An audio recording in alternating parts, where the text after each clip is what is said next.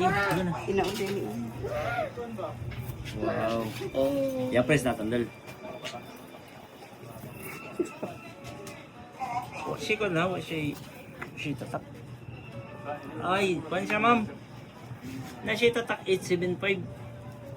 Dili ni 24.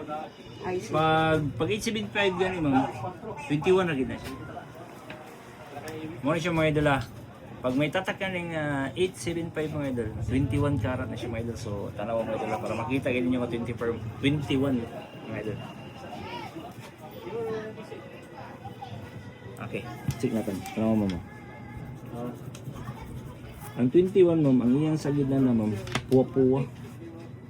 Bro, puwa. Ya. Ya, kanina man lang imong isa ma'am. Pani siya 18K. Nasa itatak 750. Oo, check mo. Kawa mo. Ang mo ni siya ang 21, nimo nga usa. Kani siya ang 18. Mo siya team idol mga idol.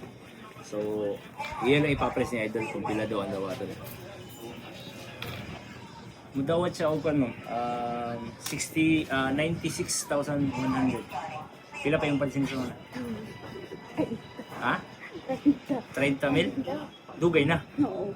Okay. Mga pila na ni siya ka-year mo?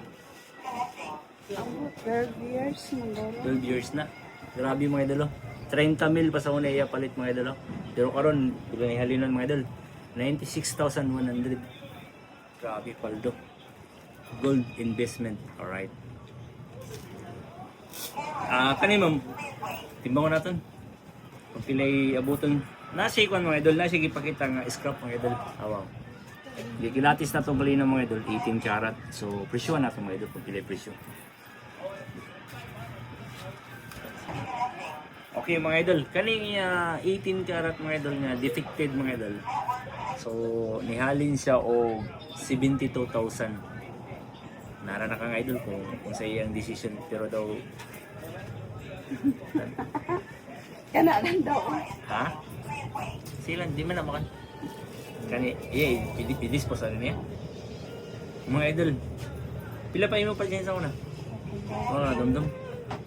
Okay, mga idol. Nagkasundo siya sa iyang bana, mga idol. Tagalog mo ta. I-dispose niya, mga idol. 72,000. Dol, deal? Then, Alright, deal.